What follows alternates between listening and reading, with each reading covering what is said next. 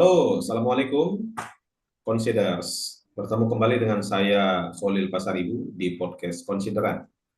Podcast ini dipersembahkan bagi Anda sebagai bahan pertimbangan dalam bersikap atau mengambil keputusan di ruang publik, utamanya terkait dengan isu-isu demokrasi yang konstitusional. Nah, di perhelatan Pilkada 2024 ini, itu publik sedang dihebohkan dengan kasakusuk isu laporan dana kampanye yang kabarnya ada rencana KPU untuk mencoret pasal-pasal terkait dengan diskualifikasi pasangan calon yang gagal atau tidak melaporkan laporan dana kampanye kepada KPU. Nah, persoalan ini akan kita selami lebih dalam dengan Bang Mas Hudi SR. Beliau adalah salah satu anggota KPU Provinsi Banten periode 2018-2023 yang tentunya banyak sekali dan intens sekali terlibat di pilkada dan utamanya terkait dengan persoalan dana kampanye ini. Nah, Assalamualaikum Bang Masudi. Waalaikumsalam warahmatullahi wabarakatuh. Jadi KPU kabarnya sedang menggagas rancangan PKPU dana kampanye Ya, dan mereka di dalamnya menghapus sanksi diskualifikasi bagi pasangan calon yang gagal melaporkan dana kampanye kepada KPU dan tampaknya KPU kekeh dengan gagasan ini. Nah, alasannya ada beberapa. Pertama, itu tidak diatur di undang-undang. Jadi mm-mm. menurut anggota KPU, Ketua Divisi Teknis Penyelenggaraan KPU RI, Idam Holik, yang paling bertanggung jawab nanti terhadap pelaksanaan eh, dalam hal ini, Mm. menurut beliau bahwa di pasal 76 Undang-Undang Pilkada itu hanya mengatur pembatalan jika pasangan calonnya menerima sumbangan-sumbangan haram atau sumbangan-sumbangan Mm. terlarang. Kemudian beliau beralasan nanti kalau kita mengatur sanksi, KPU RI akan menjadi lembaga yang super body. Gitu. Jadi atas dasar ini mereka tidak ingin apa namanya tidak ingin ada sanksi diskualifikasi di rancangan PKPU atau PKPU nantinya terkait dengan laporan dana kampanye. Dan di sisi lain mereka justru memberikan sanksi baru. Intinya tetap ada sanksi bahwa nanti nanti pasangan calon yang terlambat melaporkan dana kampanye itu bisa di apa namanya tidak diikutsertakan, tidak boleh berkampanye gitu. Mm. Nah, bagaimana pandangan Bang Masudi terkait dengan hal ini? Ya, baik. Jadi ini memang menarik ya. Satu sisi menghapus dan menyatakan tidak ada apa namanya tadi istilahnya tidak ada aturan atau tidak ada aturan sanksi ya di Ya, undang-undang di tersebut, undang-undang tetapi ya. sisi lain malah memberi sanksi, ya kan? Ini Hmm. memang ini sebuah alur berpikir yang menurut saya menarik ya. Jadi begini, aturan sanksi diskualifikasi bagi pasangan calon itu dalam pilkada terkait dengan pelaporan dana kampanye yang terlambat atau tidak melaporkan yang sesuai dengan waktu yang sudah ditentukan itu sebetulnya sudah berlaku lama pada pemilu-pemilu sebelumnya dan tidak ada penolakan sama sekali ya. Kalaulah dianggap bahwa ketentuan sanksi yang diatur oleh PKPU itu dianggap melampaui kewenangan yang ada dalam undang-undang, mestinya dari lama-lama itu sudah digugat, ya, sudah dipersoalkan oleh partai politik atau pasangan Oke, calon. Nah, oke. faktanya memang tidak ada gugatan sama sekali, karena itu menurut saya aneh saja. Kenapa baru sekarang itu dipersoalkan? Toh yang menyusun PKPU sekarang hari ini komisioner KPU RI yang ada sekarang hari ini itu kan sebagian besar anggota KPU provinsi yang sebelumnya, ya, yang juga menjadi penyelenggara pemilu atau pilkada di tingkat kabupaten kota atau provinsi daerah masing-masing mereka itu. Mereka paham itu, ya, Hmm. mereka paham itu. Dan mereka pasti menyadari tidak ada persoalan pada masa itu. Ya, saya mengalami itu ya, udah 2020 yang lalu di Banten itu ada pilkada 4 kabupaten kota di masa pandemi, ya. Tidak ada Hmm. persoalan sama sekali. Tidak ada Ya, partai yang lancar, menolak. nggak ada lancar itu, nggak ada persoalan Ya, kenapa harus sanksinya nggak, malah kita dengan tenang mengingatkan mereka, kita pandu mereka bagaimana cara pelaporannya, kita ingatkan mereka deadline-deadline-nya, ya kita sampaikan. Ya, jadi eh, menurut saya ya ini yang menjadi, kalau Anda bertanya kenapa, ya saya juga bertanya mengapa bisa begini, apa sebetulnya yang diinginkan dari KPU ini sebetulnya ya, apa sehingga merubah sanksi itu. Bang Marsudi mencium motivasi sesuatu gitu di balik alasan KPU ini? Akhirnya kan banyak orang kemudian bisa berspekulasi, ya apa sebetulnya yang diinginkan oleh KPU sehingga menghapus sanksi yang menurut kita itu maksimal untuk mencegah apa, untuk membuat keuangan peserta pemilu, peserta pilkada menjadi lebih transparan kan setidaknya. Betul, Ya, jadi ya. eh, kenapa itu sanksi itu dihilangkan? Toh baik-baik saja menurut saya, itu menjadikan bahkan KPU ikut memberikan sumbangsih bagi pelaksanaan pilkada yang transparan dari sisi aspek pengelolaan keuangan peserta pilkada. Kira-kira begitu, Mas Bisa Khalil. bisa bisakah kita simpulkan artinya KPU RI yang sekarang ini itu punya semangat yang berkebalikan karena tadi yang transparan ingin tidak ditransparankan. Apakah memang KPU RI yang sekarang ini semangatnya itu anti transparansi? Ya, akhirnya kalau kalau itu pada akhirnya mereka sanksi itu benar-benar mereka terapkan, ya mau tidak mau sebagian orang kemudian akan bisa berkesimpulan demikian ya. Karena sesuatu aturan yang maju, yang baik, yang sudah berlangsung lama, bukan satu kali dua kali pilkada aturan itu ada, bahkan berkali-kali 2015 ada, 2017, 2018, 2020, 4 kali pilkada, 4 kali gelombang pilkada itu diterapkan. Tidak ada persoalan sama sekali. Tiba-tiba di Gitu. ujung seperti ini, kemudian muncul kebijakan yang menurut saya ini memantik kontroversi dan menimbulkan banyak penilaian-penilaian yang tidak bagus bagi penyelenggara pilkada, Hmm, terutama anggota KPU-nya ya. Ya, menurut saya sudahlah, KPU jangan lagi membuat kebijakan yang kontroversi. Ini bagi saya kontroversi nih, terutama dari aspek transparansi pengelolaan keuangan ya. Jadi kalau ada kemudian orang berkesimpulan bahwa KPU anti transparan, membuat kebijakan yang mundur ke belakang, memberi ruang bagi hadirnya pengelolaan keuangan yang tidak bersih, tidak transparan, ya sah-sah saja kalau akhirnya masyarakat berpikir begitu. ya, kesan yang saya tangkap tadi, Bang Masudi mengatakan ini KPU akhir tiba-tiba datang sebagai pahlawan bagi partai politik, gitu ya. Iya, iya, Gitu ya, kira ya. ini kan kebijakan atau sanksi yang kemudian bersahabat ya. Bersahabat sekali Bersahabat. dengan partai Ada politik. sanksi yang maksimal, tetapi diberikan sanksi yang maksimal itu dihilangkan, kemudian diberlakukan sanksi yang minimal dengan alasan yang itu tadi seperti di awal Iya, pembuka lucu Mas ya. Kolil katakan bahwa Iya, ini tidak diatur sanksinya di iya. undang-undang, melebihi batas kewenangan. Lah, saya langsung kemudian berpikir kalau begitu konsisten saja, tidak usah ada sanksi sama sekali. Toh Jadi, pasal di undang-undang itu tidak menyebutkan ada sanksi. iya. Jadi Bahkan Pak KPU udah Hitam tahu. ini membatalkan ucapannya sendiri berarti ya.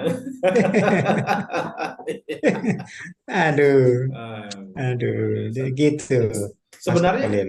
sebenarnya apa isi dari laporan dana kampanye ini, Bang? Sehingga sampai KPU punya ide seperti itu. Apakah rumit sekali Isinya, atau bagaimana begitu?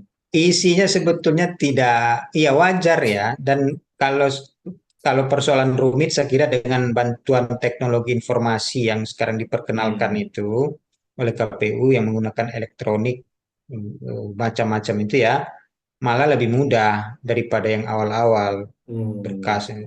Nah, sekarang kan jauh lebih mudah ya, banyak sistem aplikasi-aplikasi informasi yang digunakan untuk membantu memperlancar proses penyelenggaraan semua tahapan itu. Nah, isi dari laporan itu sebetulnya layaknya laporan penerimaan, dan namanya saja laporan penerimaan dan pengeluaran. Ada penerimaan, ada pengeluaran. Nah, di penerimaan itu nanti kan dilaporkanlah kira-kira siapa siapa yang menyumbang. profil penyumbangnya harus jelas ya. Karena di ketentuan undang-undang itu ada orang-orang atau badan-badan publik atau perusahaan yang dikecualikan tidak boleh melakukan sumbangan ya. Oh, tidak boleh Ada memberikan sumbangan. misalnya, nggak Iya. boleh ya. Kemudian sumber-sumbernya juga tidak boleh. Kemudian batasan-batasan sumbangan itu maksimalnya juga sudah ada ya, ini Hmm. nominalnya. Jadi itu harus clear. Jangan sampai orang yang sesungguhnya secara profil tidak tidak profil keuangannya itu tidak pantas untuk menyumbang dengan angka sebesar Hmm. tertentu misalnya. Hmm. Misalnya ada seorang karyawan biasa lah ya. Kemudian dia adalah penyumbang bagi pasangan calon dan angka sumbangannya itu kalau kita total dari penghasilan dia setahun itu melebihi jauh lebih besar sumbangannya. Ini kan patut dicurigai, ya kan? Gajinya Jangan-jangan orang kecil, yang nyumbang orang miliaran begitu. jangan-jangan ini adalah apa namanya Hmm. praktek money Titipan. laundering. Oke. Iya, bisa jadi praktek malang. Karena itu Ya. penyumbang itu harus jelas identitasnya, jelas punya NPWP, dan ada bukti sumbangannya. Jelas itu. Ya. Kalau dia sumbangannya jasa misalnya harus clear, jasanya itu kan harus dikonversi menjadi rupiah. Ya. Kan sumbangan itu bisa dalam bentuk jasa, bisa dalam bentuk barang, bisa dalam bentuk uang ya. Dan itu harus dikonversi ke uang kalau jasa misalnya. Misalnya jasa untuk mengadakan panggung kampanye. Nah, kira-kira dikonversi pada saat nilai nilai rupiahnya pada saat dilaksanakan panggung kampanye itu berapa? Jasa mendatangkan tenaga jasa hiburan untuk menghibur masyarakat di panggung rapat umum terbuka misalnya. Itu harus Hmm. dikonversi. Ini Jadi satu. Ini semuanya dirupiahkan gitu ya. dirupiahkan. Nah, itu dari aspek penerimaan. Begitupun dari aspek pengeluaran. Juga jelas berapa masuk, berapa keluar, buktinya apa saja. Ya. Jadi harus clear. Nah, sebenarnya tidak begitu rumit ya. Tidak begitu rumit kalau para pasangan calon itu beserta timnya mengikuti secara benar dan melengkapi secara benar apa-apa yang diharuskan untuk dilengkapi, mengikuti batasan-batasan sumbangan, kemudian pencatatannya jelas, buktinya jelas, itu nggak rumit. Apalagi nih ya, ini agak melebar sedikit ya. Hmm. Apalagi misalnya, dan tidak perlu ditakutkan juga misalnya untuk diaudit, menghadapi auditor. Karena begini, audit yang dilakukan oleh para akuntan itu, akuntan publik nanti terhadap laporan dana kampanye, laporan penerimaan dan pengeluaran dana kampanye Pengeluaran. Hmm. itu bukan audit kebenaran ya Maksudnya gimana? terhadap eh, terhadap penerimaan dan pengeluaran itu benar nggak diterima sekian orangnya yang penyumbang itu benar nggak orangnya ada kemudian Oh. profilnya benar gitu kemudian pengeluarannya itu benar nggak sampai ke sana auditnya. Auditnya yang dilakukan itu hanya sebatas audit kepatuhan bahwa ya sudah ada buktinya ada patuh dilengkapi Hmm. dikirimkan di pencatatannya tepat waktu benar dicatatnya misalnya dari si A catatnya benar lah pencatatan akuntansinya benar kemudian dikirimkan ke KPU benar KPU mengirimkan ke akuntan jadi soal soal soal kepatuhan saja sebenarnya kan sangat ringan ya sangat ringan Ringan jadi sekali. ringan sekali tidak sampai menelisik soal benar benar tidaknya Jadi ada laporan dana. pengeluaran 1 miliar. Ini bornya 1 miliar. Tapi nggak perlu ditelusuri benar nggak 1 miliar. Loh, nggak ada sampai ke sana Nggak sampai ke akuntan sana. publik itu masa masa auditnya juga terbatas kan hanya beberapa waktu Hmm. tidak Jadi lama. cukup ada Sehingga kertas bon itu saja. Cukup. iya kita tidak tahu bon itu benar atau enggak. Oh. Tidak tahu. Kan Wah. sebenarnya sebenarnya auditor yang berpengalaman itu bisa bisa bisa merasa-rasa Pasti, lah ini pasti bisa. ya ini sebetulnya ini akal-akalan atau tidak mereka pasti tahu Hmm. lah. Tetapi karena mandatnya Iya. tidak sampai ke sana dan tidak juga dilaporkan ke penegak hukum, ya sudah untuk apa? Hmm. Nah, karena itu menjadi Hmm. menarik juga kalau kalau kondisi seperti ini kita hubungkan dengan upaya menghilangkan sanksi diskualifikasi itu. Itu jadi Hmm. menarik gitu loh. Jadi inilah jenis informasi yang ingin kalau boleh kita bilang disamarkan atau ditutup gitu ya oleh KPU dari pemilih. Enggak, Ya enggak juga karena sebenarnya. kalau misalnya dia nggak melaporkan, kan nggak dicoret, tetap menjadi calon. Oh iya, tapi kan ada juga kewajiban bagi KPU untuk menyampaikan hasil audit itu ke publik ya. Hasil Oke. audit ke publik. Oh iya, kan Iya, itu iya, kewajiban iya. juga. Jadi harus sehingga publik bisa mengetahui pada akhirnya ya. Jadi dia Ya. harus dibuka kalse. Tetapi yang inti pembicaraan ini tadi sesuai dengan pertanyaan di awal, pengantar di awal, bahwa ada kebijakan yang akan dibuat KPU menghapus sanksi Hmm. diskualifikasi pasangan calon ketika terlambat memberikan atau menyerahkan LPPDK atau bahkan tidak menyerahkan LPPDK. Nah, ini yang menurut saya di situ yang harus kita persoalkan. Itu Hmm. kalau sudahlah sanksinya, sudahlah yang diaudit tidak begitu dalam, ya kan? Iya, iya. Sanksinya diringankan lagi. Jadi Diringankan. iya gitu. Jadi sebenarnya ada gap dong, Bang. Kalau misalnya menggunakan aturan yang lama dengan rencananya dengan yang baru, yang aturan yang mau dibuat, bahwa publik itu tidak mendapatkan informasi, sangat mungkin tidak mendapatkan informasi tentang pengeluaran atau penerimaan dana kampanye dari partai politik tertentu setelah pemungutan suara. Ada kemungkinan seperti itu dari aturan yang Ya baru. bisa jadi bisa jadi seperti itu. Bisa jadi. Dia terlambat, partai politik terlambat melaporkan, dan dia tidak melaporkannya justru di setelah berakhir atau sebelum berakhir dana kampanye atau setelah berakhir dana kampanye. Iya, jadi misalnya dia kalau kalau kalau mengambil mengikuti opsi sanksi yang akan diterapkan oleh KPU dalam PKPU-nya itu ya, itu Hmm. kan sanksinya yang berat itu kan kalau kita lihat cuma dua, tidak Hmm. diikutkan mengikuti kampanye, tahapan kampanye, atau tidak ditetapkan sebagai caleg terpilih. Sorry, caleg, karena barusan lewat pilek Ya. pilpres sih, jadi ingatan kita tidak Caleg, ditetapkan sebagai pasangan calon pasangan calon terpilih, terpilih. kan? Oke. Untuk kemudian diteruskan nanti diusulkan pelantikan. Kan itu. Jadi kalaulah kemudian ada pasangan calon yang kemudian berpikir, ya sudahlah kita nggak usah ikut kampanye, ya. Toh Hmm. kampanye yang kita Hmm. kampanyenya tidak begitu efektif kok. Atau Kita ikut. paslon tunggal yang kampanye. Iya, terutama Hmm. untuk paslon tunggal misalnya, nggak perlu dia Hmm. kampanye, apalagi Nggak perlu. paslon tunggalnya itu adalah petahana misalnya kan, nggak perlu kampanye. Nggak perlu Toh nanti melaporkan. nggak perlu melaporkan, dia tetap laporkan, tapi nanti di ujung, Melaporkan. Nanti di ujung. di ujung ketika ketika sudah Hmm. mau masuk tahapan, sudah selesai rekapitulasi dan mau ditetapkan eh, calon terpilih ya, di situ baru dilaporkan sama dia.